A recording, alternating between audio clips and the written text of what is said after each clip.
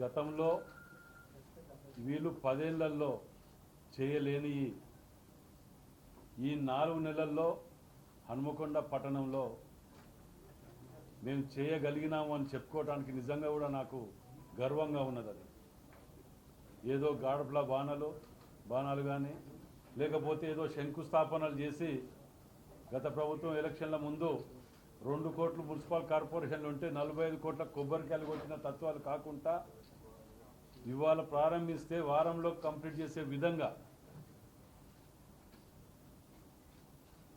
పని అయితే అవుతుంది, కాకపోతే కాదు అని చెప్పి నిర్భయంగా ముందుకు పోయినాము. ఈ 4 నెలల్లో మంచి స్పందన, సంతృప్తి, నా యొక్క నేను ఏం చేసినానని చెప్పుకోవటానికి కూడా నిజంగా గర్వంగా ఉన్నాను నాకు. కానీ 4 నెలల్లోనే ప్రభుత్వం పోతే జీర్ణించుకోలేక వీళ్ళు మాట్లాడుతున్న మాటలు, వీళ్ళ తీరు చూస్తే నిజంగా కూడా ఆశ్చర్యం వేస్తున్నది. వీళ్ళ తీరు మొన్న హరీష్ రావు గారు కానీ, కేటీఆర్ గారు కానీ, కేసీఆర్ గారు కానీ వచ్చిపోయినప్పుడు ఆ పంటలని చెప్పి, ఈ పంటల గురించి అని చెప్పి, ఎండిపోతున్నాయని చెప్పి వచ్చి మాట్లాడిన తీరు చూస్తే అసలు సిగ్గనిపిస్తలేదు అనిపిస్తుంది వీళ్ళకైతే. అవేవి లేకుండా తెలంగాణ ఉద్యమ ఆకాంక్ష, నీళ్లు నిధులు నియామకాలు అని ఓ సెంటిమెంటల్ వర్డ్స్ని యూజ్ చేస్తూ ఇన్ని రోజులు ప్రజలని పక్కదో పట్టించి ఊరేగిరు 10 ఏళ్ళు. ఇలా మీరు ఎక్కడికైతే పంటల కాడికి పోయినరో సోదరులు, మీరు అందరూ కూడా వెళ్ళిండ్రు అక్కడికి. చుట్టుపక్కన బోర్లు పోస్తానవి కూడా కొన్ని టీవీలలో అవుపడుతున్నాయి, పచ్చదనం అవుపడుతున్నది. కానీ వీళ్ళు గమనించలేక ఏది మాట్లాడినా ప్రజలు నమ్ముతారు అని చెప్పి ఉద్దేశంతో వాళ్ళు మాట్లాడిన మాటలకు నేను ఒక 2-3 సమాధానాలు అడుగుతా, జవాబు చెప్పాలి వీళ్ళు కూడా. ఎందుకంటే రాష్ట్రంలో ట్రిపుల్ షూటర్లు, 70,000 పుస్తకాలు చదివిన మేధావులు, మరి నాకు అంత లేదు. కానీ నాకు తెలిసిన పరిజ్ఞానం పరిధిలో నేను 2 ప్రశ్నలు అడుగుతా, వాడికి జవాబు చెప్తే నిజంగా కూడా మీరు మేధావులు అనుకుంటా. గతంలో మోరంచ వాగు అని ఆ గ్రామం కానీ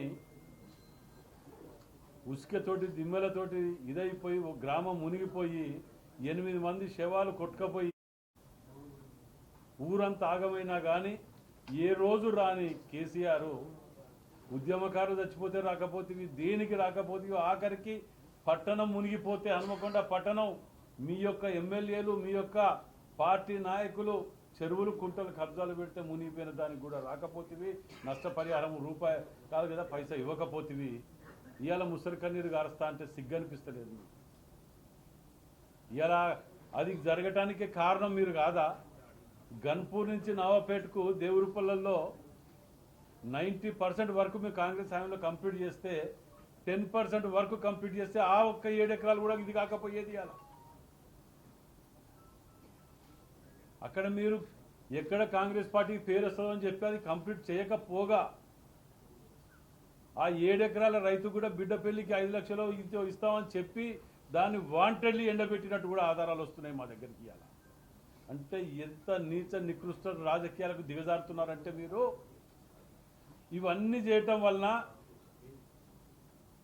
లిక్కర్ కేసు తెర మెరుగైపోతుందనో, మా ప్రజలు మర్చిపోతారనో, లేకపోతే వీళ్ళు చేసిన పాపాలు, కబ్జాలు, ధరణిలో కానీ, ఫోర్జరీలు కానీ, ఏది ఫోన్ ట్యాపింగ్లు కానీ, వీళ్ళ జీవిత కాలం జైల్లో గడపవలసినన్ని పాపాలు చేసి ఇవాళ నీతులు చెప్తానికి రోడ్ల మీదకి వచ్చి మాట్లాడితే ఇంకా ప్రజలు నమ్ముతారని అనుకుంటే అది భ్రమలో ఉన్నారు మీరు. ఒక్కొక్క మాట వాళ్ళు మాట్లాడి చెప్తుంటే ఇంకా అహంకారం బలుపు దగ్గర ఇంకా అదే అహంకారం, ఇంకా అదే పోకళ్ళు, ఇంకా ఏది అదర కొట్టటాలు. ఒక్కడి మాత్రం భగవంతుడు వాళ్ళకు ఒక వరం ఇచ్చిందా, ఏది చెప్పినా ప్రజలు నమ్ముతారనుకుంటున్నాడు. నేను నిన్న కూడా చెప్పిన, నిజంగా కూడా వాళ్ళ గొంతు చూస్తే ప్రజలు నిజంగా నమ్మటట్టున్నారు. కాబట్టి ఈ వాస్తవాలు, ఈ ప్రెస్ మీట్లు కానీ ఇది పదే పదే మేము ఎందుకు చెప్తున్నామంటే అంబేద్కర్ గారు చెప్పిన నిన్న కూడా చెప్పిన నేను న్యూస్లో పంపించటంలో. నిజాన్ని ఎప్పుడూ లైవ్లో ఉంచితేనే ప్రజలు నమ్ముతారు, లేకపోతే అబద్ధం నిజమయ్యే ప్రమాదం ఉన్నదని చెప్పి అంబేద్కర్ గారు చెప్పిన వాటిని నిజంగా గుర్తు చేసుకుంటే ఇది వాస్తవం. ఇలాంటి దుర్మార్గులు చేసే పనులకి ఇది వాస్తవం అనిపిస్తున్నది. ఇవాళ వాళ్ళు చేసిన పాపాలు అంత ఇంత కాదు, ఎక్కడ శంకుస్థాపనలు, పట్టణం మునిగిపోతా అంటే ఇవాళ ఎంత అన్యాయం అంటది. వాటిని ఇవాళ మేము తీస్తుంటే నగర్ దాని బ్రిడ్జ్ ఎల్లుండి 5వ తారీఖు నాడు డిస్పెటల్ చేస్తున్నాం, ట్రాఫిక్ డైవర్షన్. వాటిని కూడా ఆపడానికి పుల్లలు పెడుతున్నారు. అంటే ఎంత దుర్మార్గానికి దిగజారిందంటే చెప్పుకునేంత లేదు. 5వ తారీఖు నాడు ఆ డిస్పెటల్ చేసే రోజు కూడా ఆ సబ్జెక్టు దాని మీద తప్పకుండా మాట్లాడతాం. ఇలా కాలేజీ నారాయణరావు గారిని కూడా చెప్తున్నాం, 2 నెలల టార్గెట్ ఇచ్చి కంప్లీట్ చేయాలని చెప్పి 30 కోట్ల రూపాయలు శాంక్షన్ చేసేది మాది.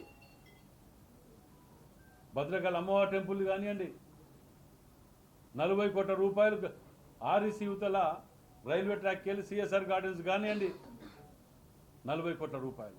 ఇవన్నీ మేము తెచ్చినా ఎక్కడ ఇంకా చెప్పుకోలే. మేము వీళ్ళు 10 ఏళ్లలో చెయ్యలేనిది 4 నెలల 241 కోట్లని తీసుకొచ్చి హన్మకొండకు నాకు గర్వంగా ఉన్నది అది చెప్పుకుంటాను. కానీ ఉన్న మాటలు వాస్తవాలు చెప్పుకోలేక మీరు అప్రిషియేట్ చేయకున్నా పర్వాలే, కానీ ఇది నిరుత్సాహపరచకండి, ఎవరిని ఇబ్బందుల పాలు చేయకండి. ఇది వర్షాకాలం వచ్చే లోపల పట్టణం మునగకుండా చేసుకోవటానికి మేము రివ్యూ మీటింగ్లలో కూడా కలెక్టర్ గారు కానివ్వండి, 2 మంత్రులు కానివ్వండి, 3 మంత్రులు కానివ్వండి, ప్రిన్సిపల్ సెక్రటరీస్ తోటి హైదరాబాద్లో అత్యవసర సమావేశం 9 గంటలకు ఉదయాన మేము ఏర్పాటు చేసుకొని పట్టణాభివృద్ధి గురించి, వర్షాలు రాకముందు నీళ్ల సమస్య ఎట్లా తీర్చాలి, ఇది అయిపోయిన తర్వాత ఎండాకాలం అయిపోయాక వర్షాలు వస్తే మునగకుండా ఏం చేయాలనే దాని మీద కూడా మేము రివ్యూ పెట్టుకొని మేము తాపత్రయపడుతున్నాం 24 గంటలు.